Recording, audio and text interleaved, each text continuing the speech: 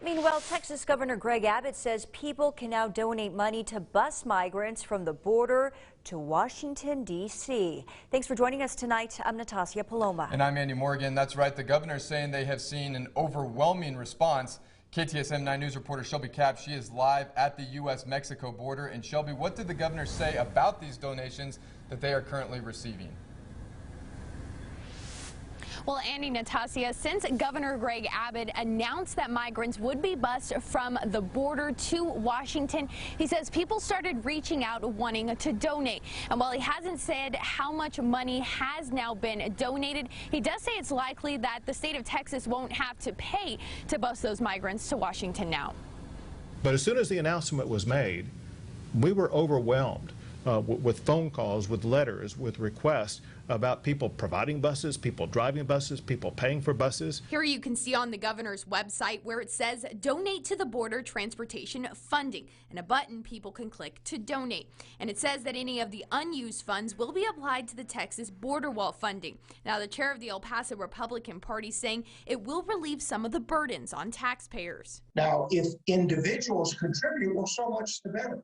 That'll relieve some of the burden on the state taxpayer. The Border Network for Human Rights here in El Paso calling the busing of the migrants a political agenda. Governor Abbott really needs to stop playing with the lives of immigrants, of refugees and asylum seekers, just for a political agenda. Saying a lot of the migrants are confused about what's actually happening when being taken to Washington. In a way, he's been helping migrants to get closer to their family members, right? And so migrants just don't understand that what they're being part of.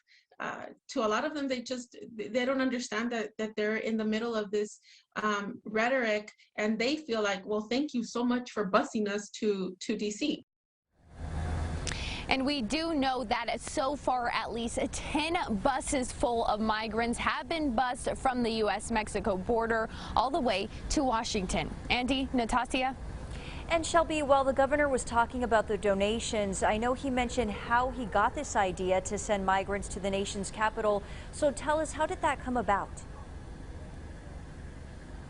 Yeah, well, Natasha, he said in a press conference, he actually explained that he was in a border town where that town was actually paying to send migrants to San Antonio. And he said, well, the state can do that. But he said instead of just busing them other places in Texas, he decided to send them all the way to Washington.